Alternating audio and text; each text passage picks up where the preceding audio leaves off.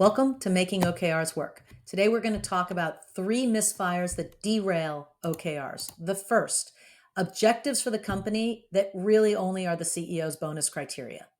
We've all seen this. It's not inspirational. It doesn't guide the company. Number 2, an objective that isn't an objective, it's a key result. It's got numbers, it's what we're measuring, but again, it doesn't answer the question, why? Why are we doing this? What would be better if we did this?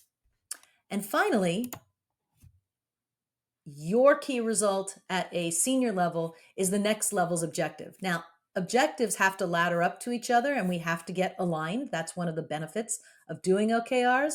But assigning your key result as my objective isn't inspirational and doesn't answer the why.